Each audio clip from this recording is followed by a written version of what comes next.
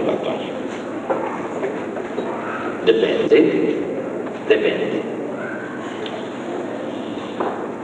Para quien se preocupa por el desarrollo de los fenómenos sociales, toda variación en las creencias y en la religiosidad puede ser de interés.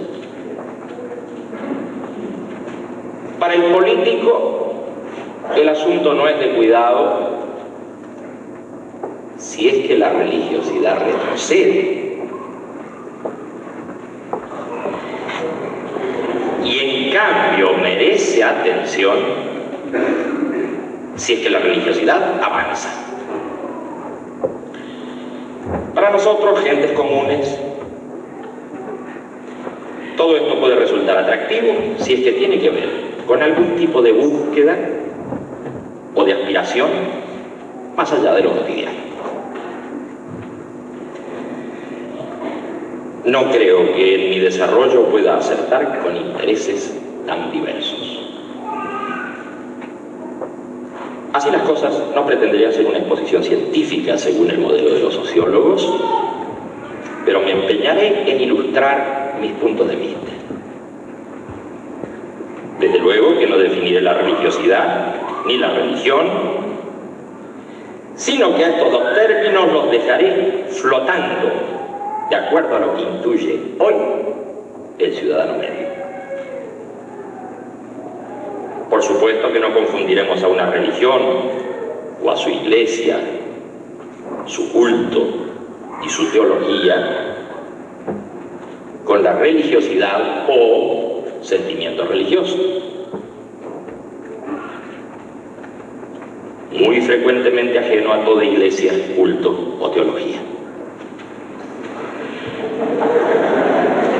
Ese estado de conciencia, ese sentimiento, seguramente se referirá a algún objeto, ya que como en todo estado de conciencia y por tanto como en todo sentimiento, habrá una estructura en la que estarán relacionados actos de conciencia con objetos. Bien. A partir de allí, de este momento, espero que los eruditos en estos temas sepan acoger nuestras ingenuidades con una benévola sonrisa y no con un gesto de reproche.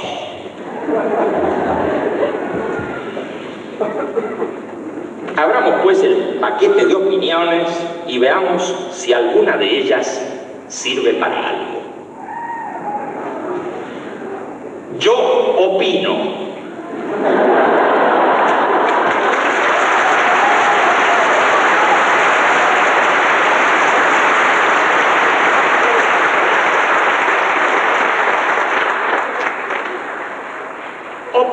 primero,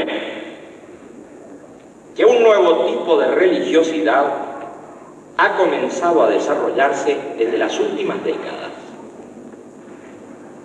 Segundo, que esta religiosidad tiene un trasfondo de difusa rebelión.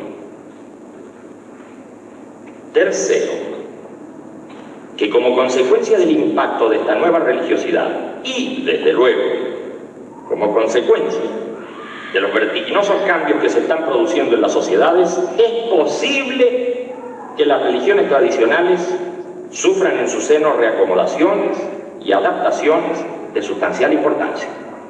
Y cuarto, que es altamente probable que las poblaciones en todo el planeta sean sacudidas psicosocialmente, interviniendo en ello como factor importante el nuevo tipo de religiosidad mencionado. Por otra parte, y aunque parezca opuesto a la opinión de la generalidad de los observadores sociales, no creo que las religiones hayan perdido dinámica. No creo que se estén apartando cada vez más del poder de decisión político, económico y social.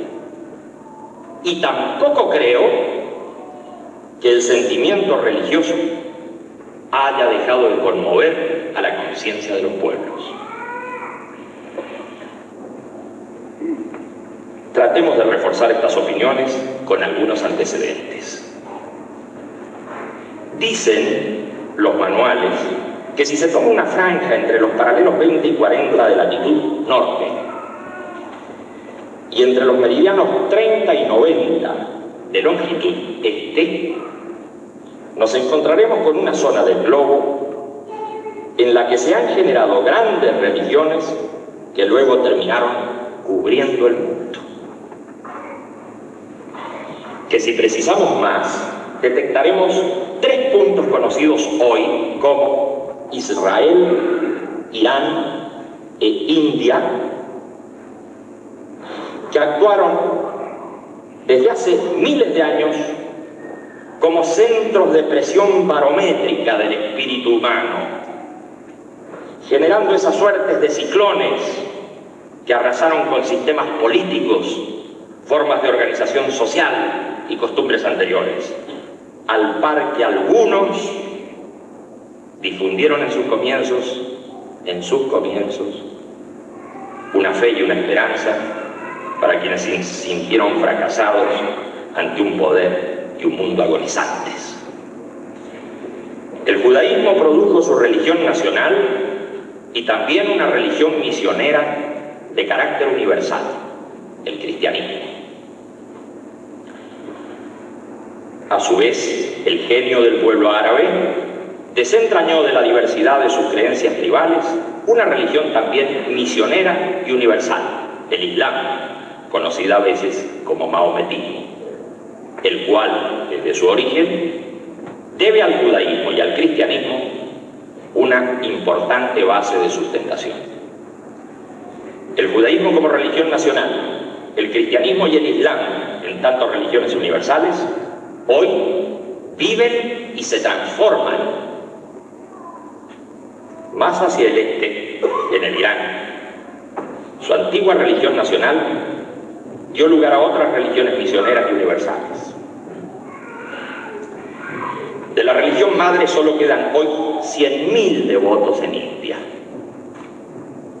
particularmente en Bombay. En su país de origen no tienen ninguna relevancia, ya que Irán quedó en manos del Islam. En cuanto a las religiones misioneras del Irán, hasta el IV siglo de esta era avanzaban hacia Oriente y Occidente, al punto que, compitiendo con el cristianismo, en algún momento pareció que se imponían. Pero triunfó este último, ya que ellas fueron abolidas igual que el paganismo antiguo. Así, las religiones generadas en ese lugar aparentemente murieron para siempre.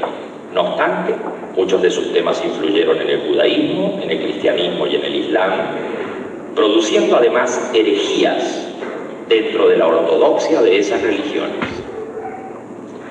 La secta chiita del Islam, que es religión oficial del Irán de hoy, ha sufrido fuertes conmociones en ese lugar. En el siglo pasado surgió una nueva fuerza religiosa, el Bab, y luego el Bahá'í. Y en la India, estando ya en la India, la religión nacional produjo otras cuantas, entre las que se destaca por su carácter misionero y universal el budismo. Tanto la religión madre como otras, anteriores a esta era, siguen actuando vigorosamente. Y por primera vez, el hinduismo como religión nacional ha comenzado a moverse en este siglo hacia Occidente, enviando misiones, entre las cuales reconocemos la fe Hare Krishna. Esa es tal vez una de las respuestas a la llegada del cristianismo, favorecido en su momento por el colonialismo inglés. No dejamos de considerar importantes religiones como algunas de China, Japón, las del África Negra o las ya desaparecidas del continente americano. Lo que sucede es que todas ellas no llegaron a articular grandes corrientes supranacionales como el cristianismo, el islam o el budismo. Así, luego del desarrollo musulmán, luego del del desalojo musulmán de Europa, el cristianismo llegó y se implantó en América. El Islam pasó las barreras del mundo árabe y se expandió por toda África, pero también hacia Turquía, llegando a Rusia, India, China e Indochina. El budismo, a su vez, se abrió paso hacia Tíbet, China, Mongolia, Rusia, Japón y todo el sudeste asiático. Sucedió casi al comienzo de las grandes religiones universales que empezaron los cismas. Es decir, las religiones se dividieron en sectas. El Islam en sunitas y chiitas, el cristianismo en nestorianos, monofisitas, etc. Ya desde las reformas de Calvino, Lutero, Zwinglio y los anglicanos, el cristianismo aparece en dos grandes sectas, genéricamente llamadas protestantes y católicos, a las que debe agregarse la ortodoxa.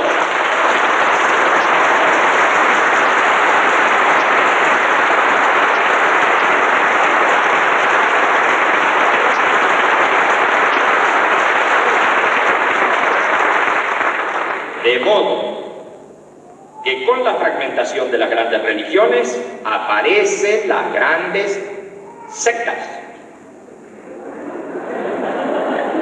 Si la lucha por el poder temporal entre las religiones fue larga y cruenta, como las cruzadas, por ejemplo, la guerra entre las grandes sectas de una misma religión alcanzó niveles inimaginables. Reformas y contrarreformas de todo tipo azotaron el mundo en varias ocasiones. Así, hasta la época de las revoluciones, que marcan lo que escolarmente se llama la Edad Moderna.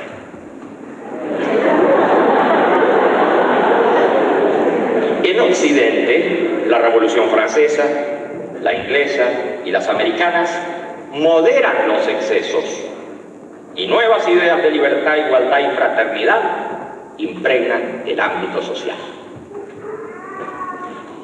Es la época de las revoluciones burguesas. Aparecen curiosas tendencias como la de la diosa razón,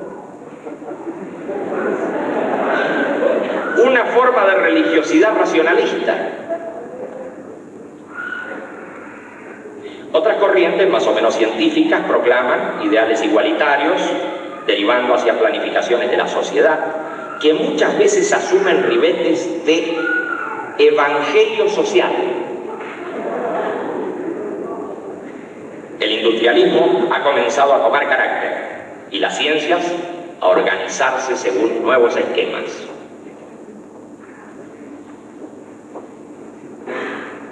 Para esa época, la religión oficial ha perdido terreno. Ha perdido terreno para esa época del comienzo del industrialismo.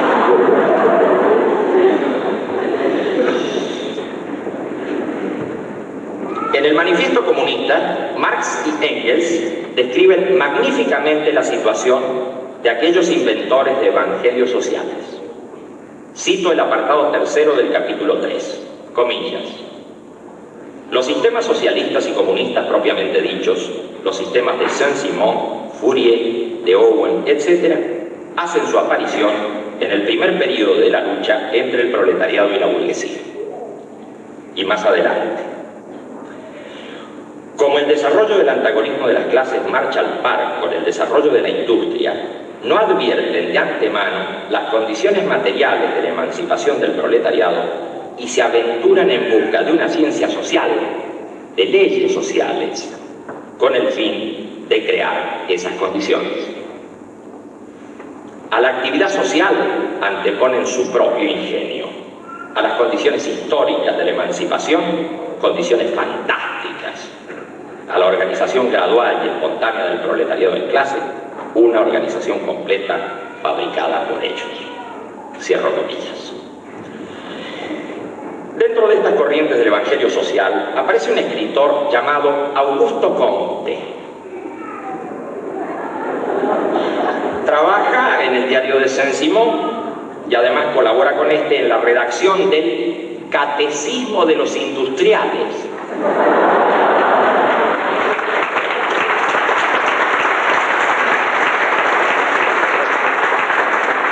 A Comte se lo conoce por haber dado lugar a una corriente de pensamiento, el positivismo, y también por haber elaborado el concepto y el nombre de las ciencias sociales a las que llamó sociología. Comte termina escribiendo el Catecismo positivista y funda la religión de la humanidad. En Inglaterra el culto pervive escasamente y en Francia su lugar de origen ya no existe.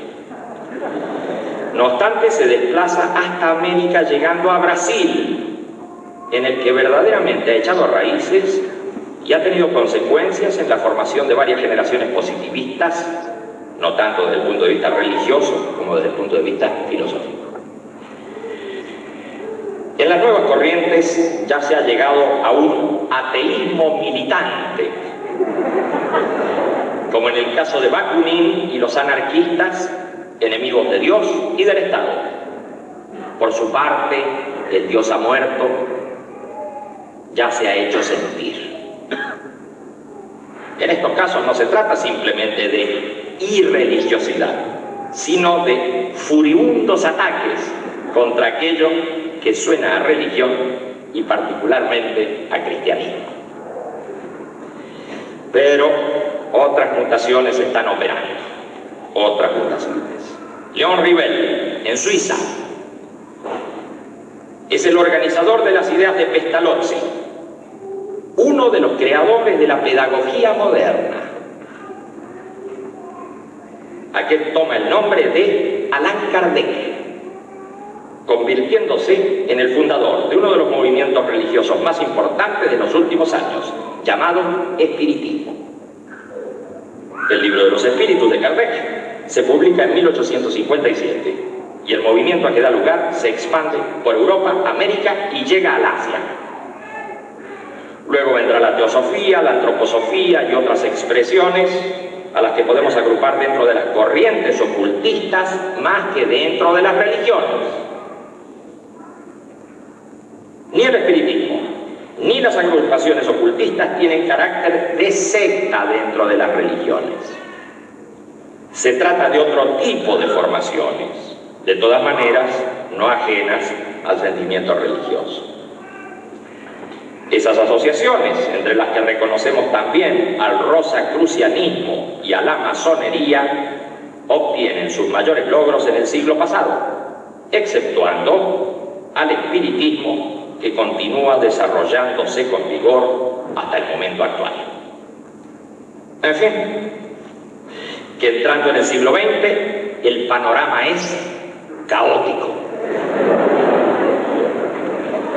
Ya han aparecido sectas cristianas como los mormones y los testigos de Jehová, y muchas otras que son sectas de sectas en una proliferación colosal.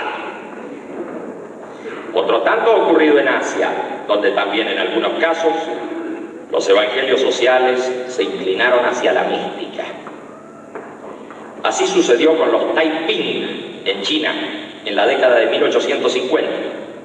Ellos se apoderaron de importantes zonas, faltando solo la toma de Pekín para proclamar una república socialista, colectivizar los medios de producción e igualar las condiciones de vida del pueblo. El rey Celeste, jefe del movimiento, proclamó sus ideas políticas impregnadas de taoísmo y cristianismo. La lucha contra el imperio cobró millones de vidas. En 1910 muere Tolstoy en Rusia. Se había apartado demasiado de la Iglesia Ortodoxa y el Santo Sínodo decidió excomulgar. Fue un cristiano convencido, pero a su modo. Proclamó su evangelio: no tomes parte en la guerra, no jures, no juzgues, no resistas el mal por la fuerza. Luego abandonó todo.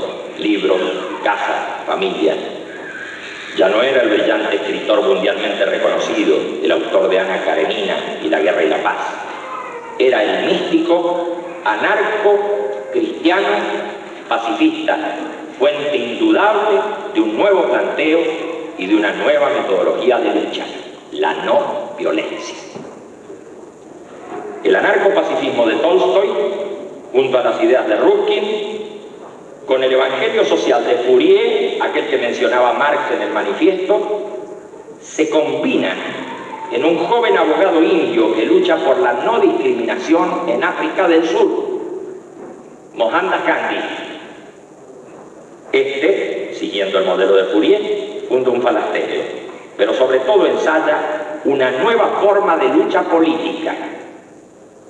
Regresa a India y en los años siguientes empieza a aglutinarse en torno a su figura el independentismo indio. Con él comienza la marcha pacífica, el paro de brazos caídos, la sentada callejera, la huelga de hambre, la ocupación pacífica, en suma, lo que llama resistencia civil. Ya no se trata de ocupar centros neurálgicos según la táctica revolucionaria de Trotsky. Se trata de lo contrario, hacer el vacío, y entonces surge una extraña oposición, la fuerza moral contra la prepotencia económica y política.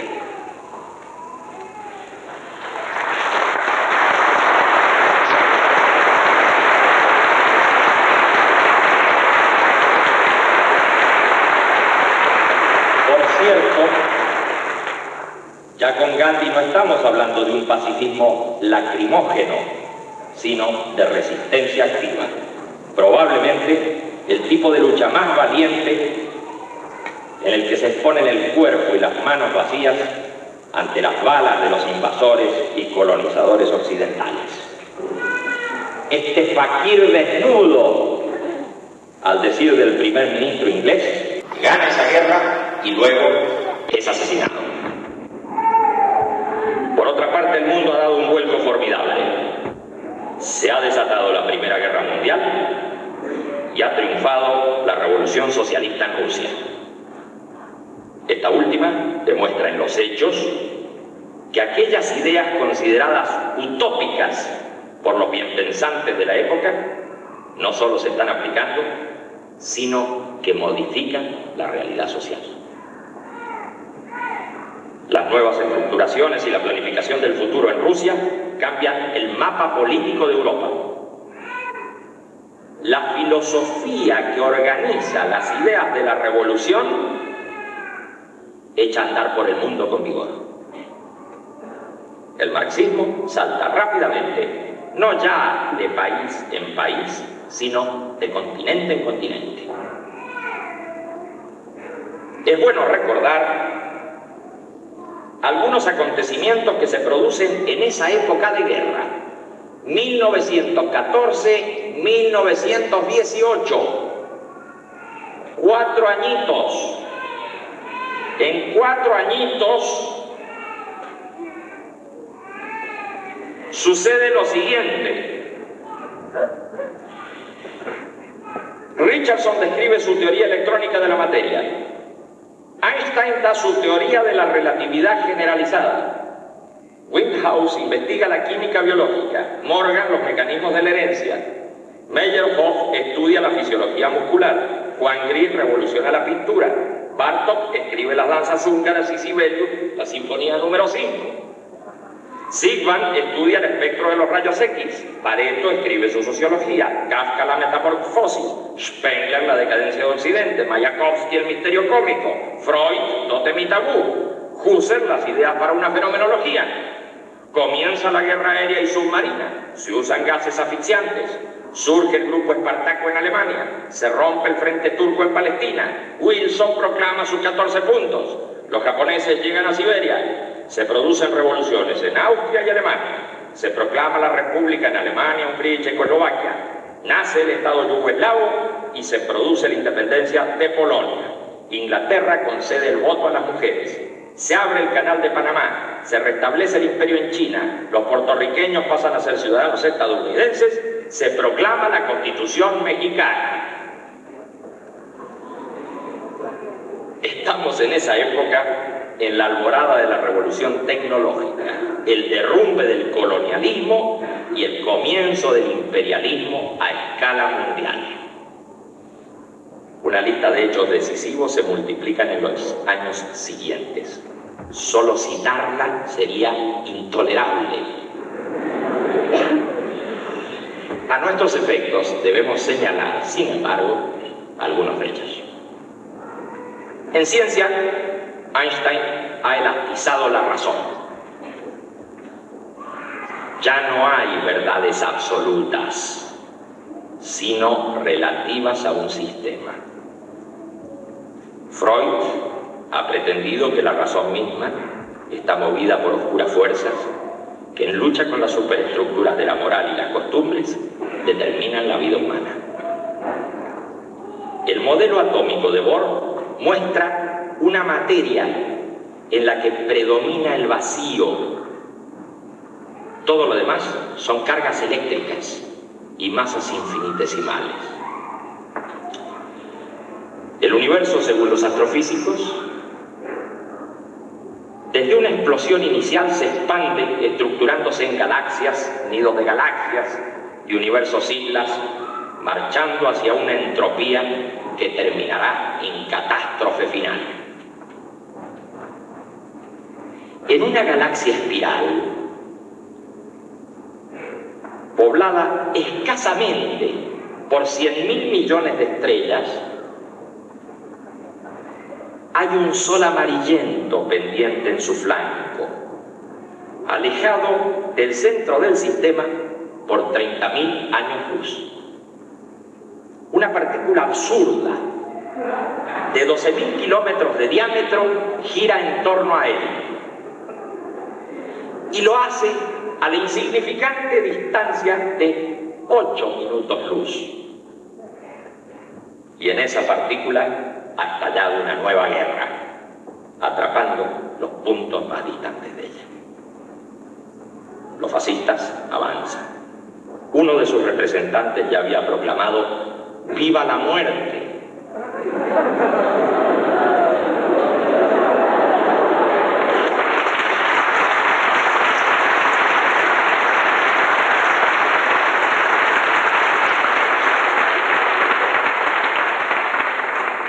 Pero esta nueva guerra no es un conflicto religioso. Es la lucha de los hombres de negocios y de las ideologías delirantes. Genocidios y holocaustos, hambre, enfermedad y destrozo a un nivel antes desconocido. La vida humana queda reducida al absurdo. Piensan algunos: ¿para qué existir? ¿Qué es existir? El mundo ha estallado. Los sentidos se engañan. La realidad no es lo que vemos. Entonces, un joven físico, Oppenheimer, mientras estudia sánscrito para entender la religión védica hindú, dirige el proyecto Manhattan. En la madrugada del 16 de julio de 1945 entra en la historia. Ha detonado en la Tierra un sol en miniatura. La era nuclear ha comenzado, pero también concluye la Segunda Guerra Mundial. Otros hombres han destruido Hiroshima y Nagasaki. No queda civilización ni punto en el globo que no esté en contacto con los otros. La red de comunicaciones cubre el mundo. No se trata solo de objetos que se producen y se intercambian por vía aérea, marítima, ferroviaria.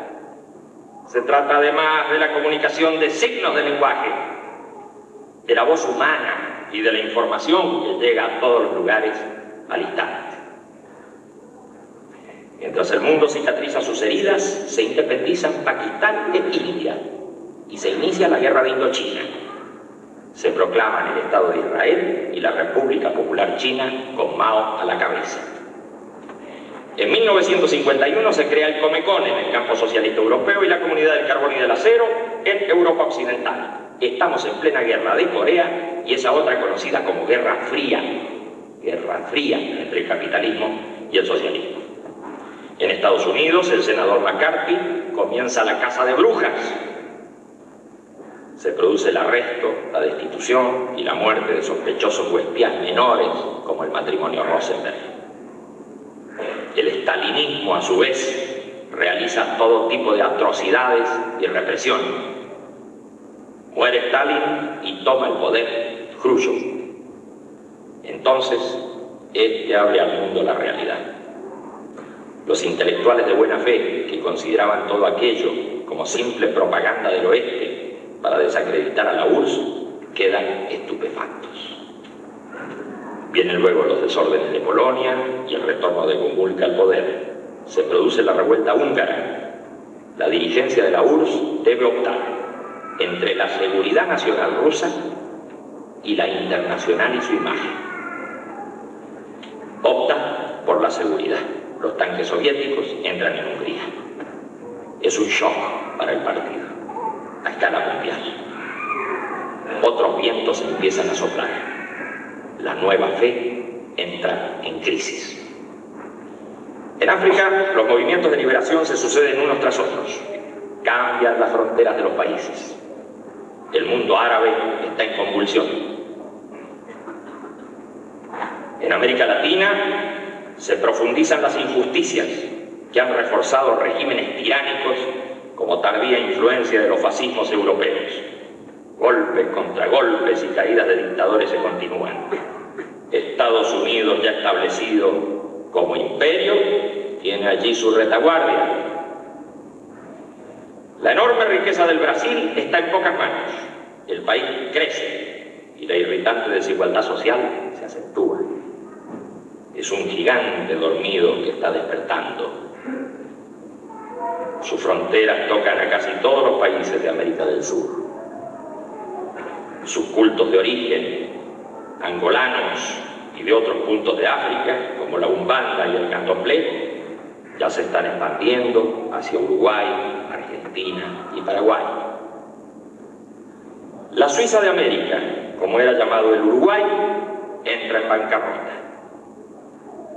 La Argentina, agrícola y pastoril, se ha transformado.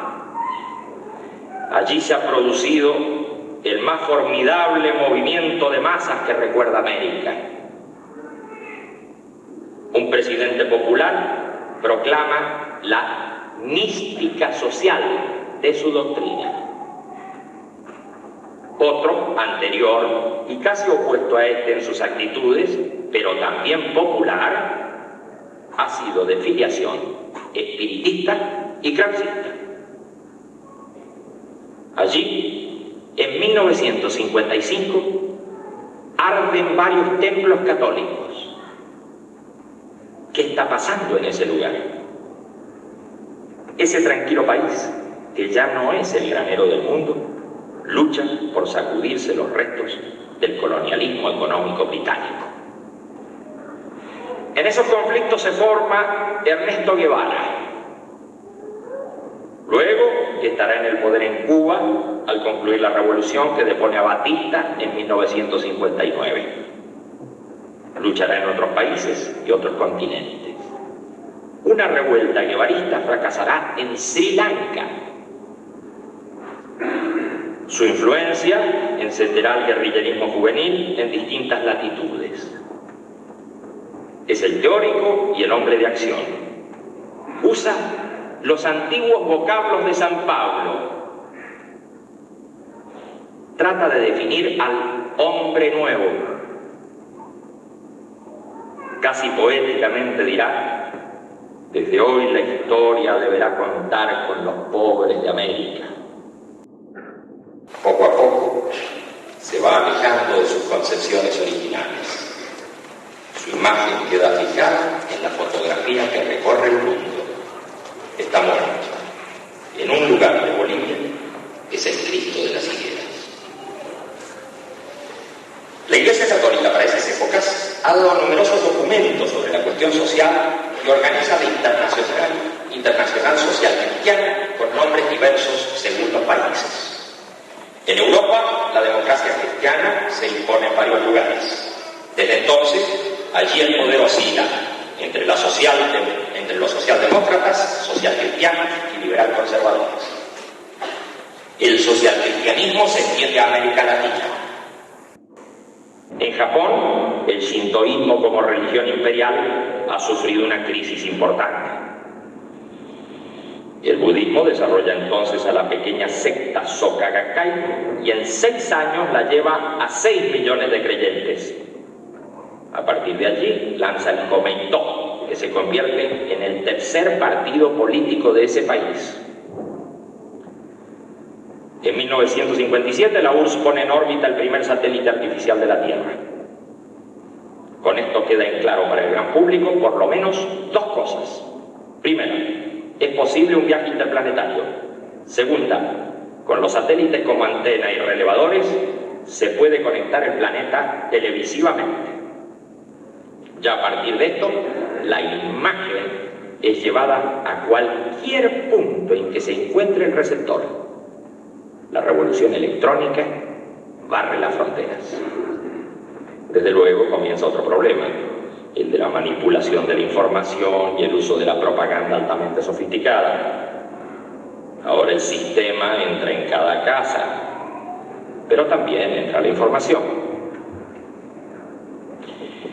Desde las pruebas nucleares del atolón de Bikini, se ha abierto en paso en todo el mundo la prenda de baño que lleva ese nombre.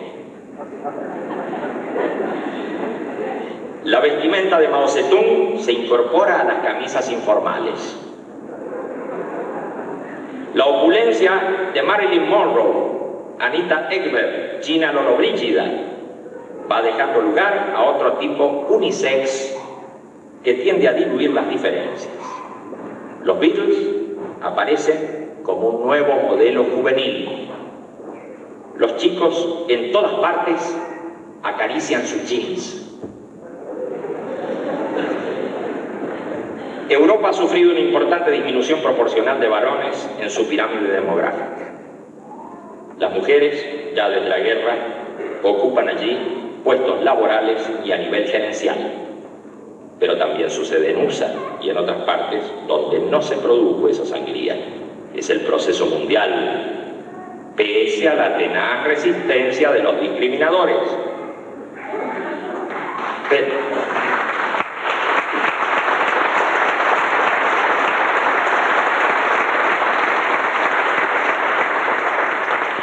Pero ese proceso no lleva a la velocidad de otros factores. Nuevamente fracasa en Suiza la posibilidad del voto femenino. Sea como fuere, ya las muchachas están en los colegios, los liceos y la universidad. Militan políticamente y protestan contra el establishment. A fines de la década del 60, la revolución juvenil estalla simultáneamente en todo el mundo. Primero, los estudiantes de El Cairo, luego los de Nanterre y la Sorbona. La onda llega al Politécnico de Roma y se extiende a toda Europa. En México, las fuerzas de seguridad abaten a 300 estudiantes. Las jornadas de mayo de 1968 hacen enmudecer a los partidos políticos. Nadie sabe bien qué pasa. Tampoco lo saben los protagonistas. Es una correntada psicosocial. Ellos proclaman: no sabemos lo que queremos, pero sabemos lo que no queremos. ¿Qué necesitamos? La imaginación al poder.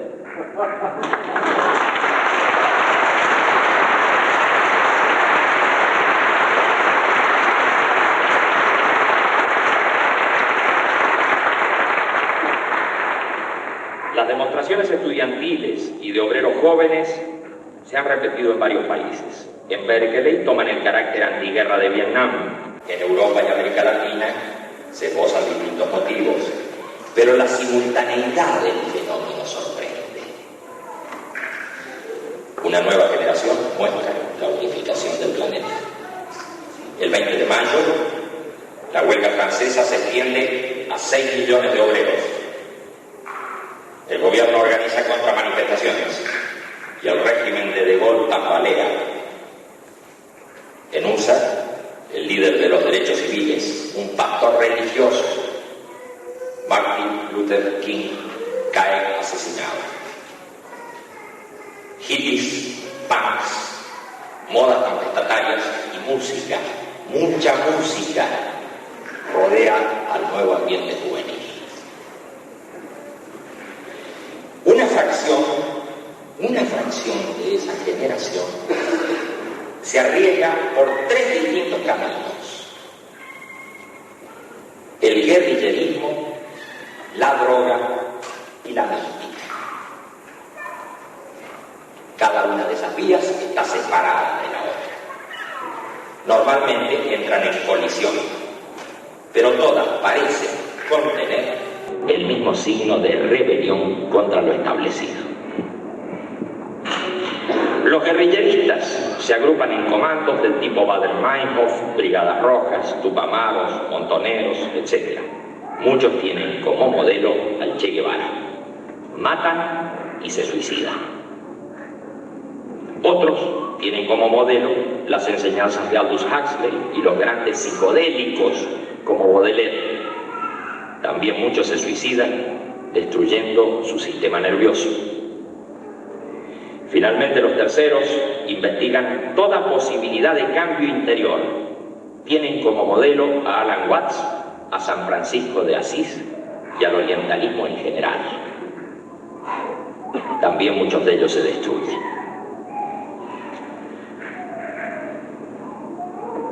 Por cierto que esa fracción es ínfima respecto de toda una generación, pero está dando el síntoma de los nuevos tiempos.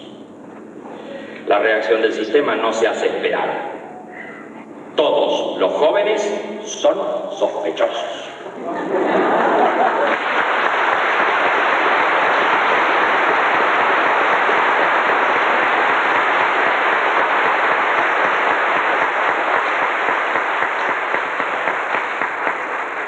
La cacería comienza en todas partes, aunque con metodología más brutal o sofisticada, de acuerdo a los medios en que se dispone en el lugar. Fenómenos del tipo del IRA, Movimiento de Liberación Irlandés, o de la ETA vasca, o del Movimiento Corso, o por último de la OL palestina, no responden exactamente al esquema generacional que estamos describiendo. Son casos diferentes, aun cuando en ocasiones se entrecruzan. En 1969, Estados Unidos pone el primer hombre en la Luna. El descenso es televisado en directo. Ya desde la Guerra de los Mundos, que sembró el pánico en Estados Unidos, la ciencia ficción ha ido ganando terreno. No se trata solo de marcianos que luchan con los terrestres. En muchos relatos, películas y series de TV, los protagonistas son robots o computadoras o mutantes o semidioses. Recordemos, desde 1945 en distintos lugares se ha notificado crecientemente sobre extraños objetos que se ven en los cielos. A veces son luces de difícil aprehensión. Se los empieza a designar como platillo volante o genéricamente ovni. Su aparición es intermitente. Psicólogos como Jung se ocupan del asunto. Físicos y astrónomos dan explicaciones escépticas. Algunos escritores como Cocteau llegan a afirmar que son seres del futuro rastreando su pasado. Se crean centros de observación en todas partes, frecuentemente conectados entre sí, y empiezan las prácticas de contacto con supuestos seres de otros mundos. Hoy, tal creencia ha ganado considerable terreno. Su aparición se ha relatado como frecuente en las Islas Canarias, sur de Francia, sur de la URSS, oeste de Estados Unidos, Chile, Argentina y Brasil. En 1986, el gobierno de este último país declaró oficialmente el contacto visual por radar con OVNI. Por primera vez, un gobierno hace tal afirmación. Destaca además el ulterior seguimiento del fenómeno por la Fuerza Aérea. Sí, como dijéramos antes, el catolicismo comienza a retomar espacio a través de partidos políticos confesionales. El Islam no le va en saga. Numerosas monarquías y gobiernos tibios son derribados y comienzan a multiplicarse las repúblicas islámicas. De este modo, ya en la década del 70, las grandes religiones recuperan espacio político y económico. Sin embargo, hay gran preocupación por la fe. Todos comprenden que no basta con recuperar el terreno de las fuerzas que las fuerzas políticas cobraron en su momento, convirtiéndose en intermediarios del hombre con el Estado, de las necesidades con su solución. Agudos observadores musulmanes advierten que muchas cosas han cambiado. La antigua organización tribal ha quedado debilitada. La riqueza petrolera se ha volcado en muchos lugares a la industria y los grandes centros urbanos comienzan a levantarse. Las familias se reducen viviendo en propiedad horizontal. En los países más pobres se produce el éxodo hacia Europa buscando nuevas fuentes de trabajo y alterando el paisaje de la juventud. Pero también la continua guerra y tensión con Israel les da unidad. En ese clima de tensión general, el Shah de Irán impone la occidentalización forzada.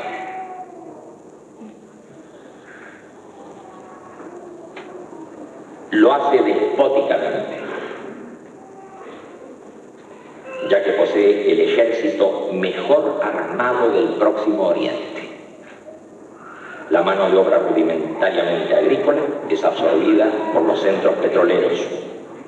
Las ciudades crecen por el éxodo interior. Todo está bajo control. Solo hay un líder, pero no es político.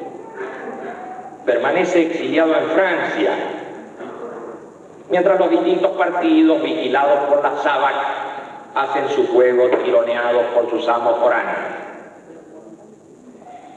Desde luego que no puede prestarse atención a un viejo teólogo de la Universidad de Bonn.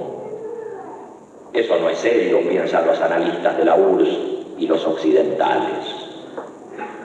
De pronto, nuevamente el ciclón del antiguo Irán se pone en marcha. El mismo creador de corrientes espirituales universales, el formador de herejías, de luchas religiosas. Durante una semana el mundo entero asiste atónito a una reacción en cadena psicosocial. Parece un sueño. Los gobiernos se suceden, la administración pública se vacía por dentro, el ejército queda paralizado y se destruye. Solo funciona el orden religioso. Desde las mezquitas, los mulás y los ayatolás siguen los dictados del mítico imán. Todo lo que ocurre luego es historia muy triste, muy sangrienta y muy reciente. Khomeini ha dicho, comillas, el gobierno islámico es el gobierno de derecho divino y sus leyes no pueden ser mudadas, modificadas ni discutidas. En esto reside la diferencia radical entre un gobierno islámico y los diversos gobiernos monárquicos o republicanos en donde son los representantes del Estado o los elegidos por el pueblo los que proponen y votan leyes, al paso que en el Islam la única autoridad es el Todopoderoso y su divina voluntad. Cierra comillas. A su vez, Muammar al-Gaddafi había dicho ya en su discurso de octubre de 1972 en Trípoli, comillas, el Islam es una verdad inmutable, da al hombre la sensación de seguridad, ya que emerge de Dios. Las teorías inventadas por el hombre pueden ser resultado de una locura, tal como lo fue la anunciada por Malthus. Aún la pragmática dictada por el hombre no está libre de caer en lo falso y en lo disparatado. De ahí que es completamente erróneo gobernar a la sociedad humana en nombre de leyes temporales o constituciones. Cierra comillas. He citado a estos dos expositores, desde luego, fuera de contexto, pero lo que pretendo transmitir es la comprensión del fenómeno religioso islámico que subordina a él toda actividad y, por cierto, la política. Y este concepto, aparentemente en retroceso, parece estar vigorizándose. Sabemos que en los Estados Unidos el Islam se está desarrollando. En Francia, al día de hoy, existen 200.000 conversos, y no estamos hablando de árabes o descendientes de ellos. Por supuesto que doy estos dos casos solo como ejemplo, porque también el Islam se ha transformado considerablemente para avanzar a Occidente. Las formas de biches y sufíes son casos particulares de la misma tendencia. En el caso del cristianismo existe movilidad entre sus grandes sectas. Así, mientras los protestantes son de algún modo religión oficial en un país, se contraen hacia los centros de poder y los católicos van ganando la periferia. Inversamente, en los países llamados católicos, mientras estos abandonan la periferia, las sectas protestantes la van ocupando. Este cambio es rápido, casi perceptible, lo que provoca alarma en ambas sectas, pero con sentido opuesto de acuerdo a su situación de dominio. En esa lucha, a veces, grupos de esas sectas apelan a golpes bajos. No se le puede echar la carga al protestantismo en general. Si un demente llamado Manson anda con una cruz y una Biblia mientras asesina a sus víctimas, o si cristianos protestantes del Templo del Pueblo, en una parodia de Masada, terminan en Guyana en el asesinato y el suicidio colectivo. Esos son fenómenos, según me parece, propios de este disloque psicosocial y tienen valor de síntoma de acontecimientos más amplios que la sociedad actual parece estar rozando. A mi ver, el catolicismo tiene posibilidad de retomar una parte de su influencia perdida en Latinoamérica y de rebote en África. Esa posibilidad puede jugarse en el destino de la llamada teología de la liberación. Cristianismo y evangelio social son compatibles en este caso. La Nicaragua de estos días es el mejor ejemplo. En la primera entrevista realizada entre Fidel Castro y Fray Beto en La Habana, el jueves 23 de mayo de 1985 a las 21 horas,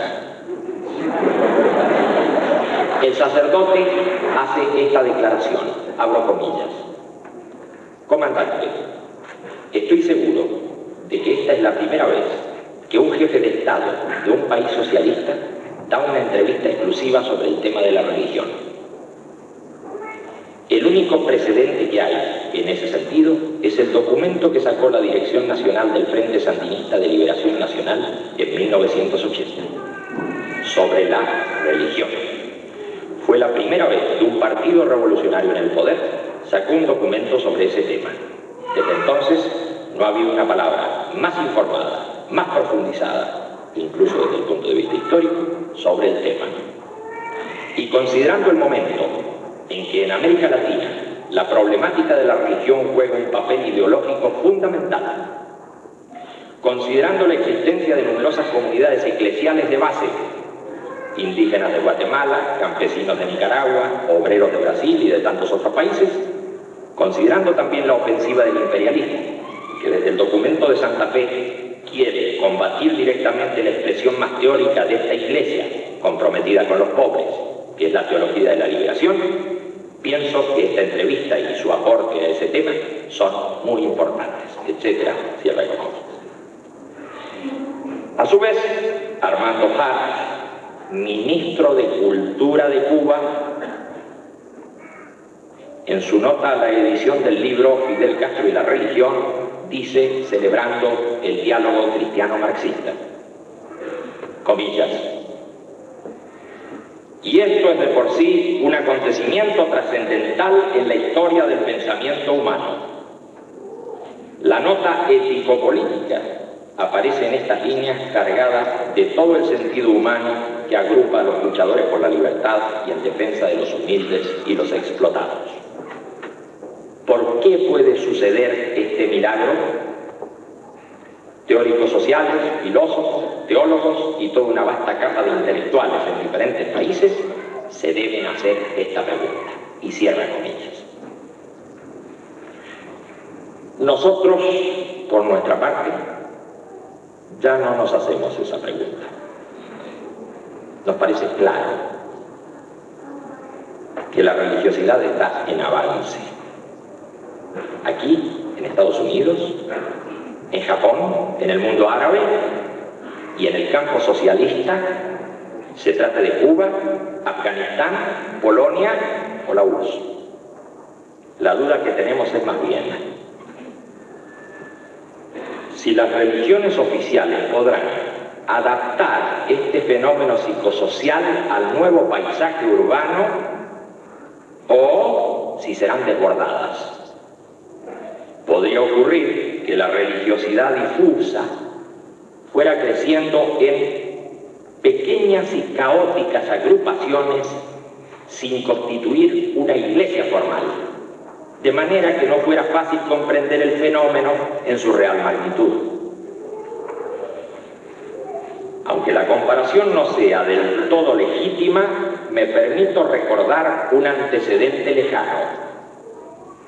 A la Roma imperial comenzó a llegar todo tipo de culto y toda superstición de los alrededores al tiempo que la religión oficial perdía convicción.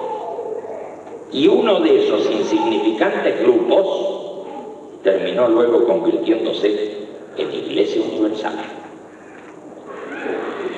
Hoy es claro que esta difusa religiosidad, para avanzar, deberá combinar el paisaje y el lenguaje de la época, un lenguaje de programación, de tecnología, de viajes espaciales, con un nuevo evangelio social.